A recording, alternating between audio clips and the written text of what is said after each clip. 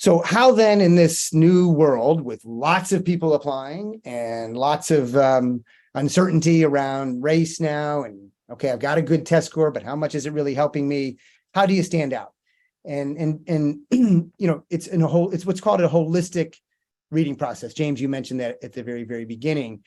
And what that really means is there's just not one single factor that in and of itself alone will get a student in. They're looking at a number of different factors that need to be outstanding for a student to be successful. They're not just looking for the great student who isn't going to be able to get involved in the campus community. But at the same time, they're not really looking for just someone who's going to get involved in 20 activities, but not be a standout student. You got to have a lot of everything. And so I like to say, sure, you need to be an outstanding student, of course, for selective schools. But what you really should be thinking about is, how do I stand out? And being outstanding and standing out, to me, are actually two different things. They sound like they're the same, and they're not. So in holistic reading, the first and most important thing that will help you stand out is the strength of your curriculum, taking a challenging curriculum and doing very well. Notice I didn't say doing perfectly well. B's are okay. People should not panic. I already gave the story of successful candidates from one school where the teacher never gave A's. And I would also add, for anyone that's anxious about this, a B in an AP class, that's usually the highest level of rigor at a school, is always, always more impactful and helpful than an A in a regular class. So we like to see students challenging themselves. We also like to see students expressing unique academic interests. I mentioned that the first factor is geographic, but then they are going to look at what you're expressing as your primary academic goals and passions. And when I explain this, I liken it to going to a grocery store.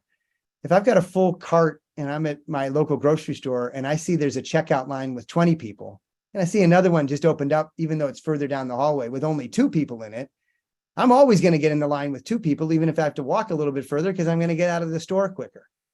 It's the same concept in admissions. Right now, for young men, just as an example, computer science is the hot thing. Great. I don't want to deter any young person from pursuing computer science. But when you consider what the applicant pool will look like, the Ivy and Ivy Plus and peer institutions, they could admit multiple freshman classes only of men who want to study computer science who are really good students. And they're obviously not going to do that. They're going to want to admit people with a diverse range of interests. And so it's just easier to stand out if you can find a major, an interest, back that up with compelling activities and experiences, and be authentic about it, that maybe is a little bit less popular. It can still be in STEM. Maybe it's data science. Maybe it's information science, organizational dynamics. There's a lot of things that students in these areas can do. And so it's not gaming the system. It's just, what can I say about my interest that's more unique than other folks? And of course, when you get to any of these schools, you're going to be able to change your mind on your major. So let's find a strategy that's going to help you stand out in the line that you're in. And then to do that, to be authentic about it, you need to have extracurricular activities that you're passionate about, that you take a leadership role in. And if some of those are connected to those academic interests, great. If you can get involved in some research, if you're interested in biology and you can, do an extra project with a teacher or find a local college professor to help you with the project, and that's connected to what you want to study, that's great. And I want to add one quick thing on leadership. A lot of people get really anxious. I'm at a big public high school and there's a lot of great kids and I'm not the president of anything. I'm the secretary, I'm the vice president. Leadership does not have to be a title. Leadership, the way my committee's always looked at it, is who's the person that's coming into a room and making that room, because they entered it, a cleaner, more well-functioning, better room to be in for everybody. In other words, you walk into a room and then when you leave it, that room is better off because you were there. Maybe you had a title, maybe you were just a really big contributor to that group. That's leadership as well. So there's ways that students can convey that sense of initiative in their application. And one of the ways that they do that are the essays. There's 2. Common application essay. Again, the Common Application is the primary platform these days with which students apply to most universities in the US. And there's a big 650-word personal statement there. That's not an essay to rehash your accomplishments, nor is it an essay to talk about your future aspirations. Instead, it's an essay to talk about your personal attributes that admissions people and maybe all of us would like You want to be likable. And how can you do that in the Common App essay? Tell stories of your curiosity, of your empathy, of your resilience. Give us some personal attributes that if we say, that's the kind of person we want on our campus. We know they're a good student.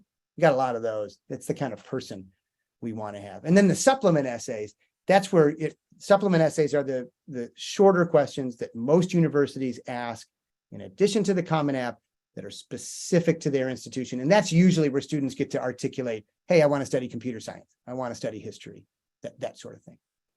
So standardized tests are still playing a role. Like I said earlier, I won't go through all that again, but at this stage of the process, they're certainly going to be factored in, but they're not the first or second thing now that they look at, but they can certainly move the needle or prevent the needle from being moved to a no if they're solid.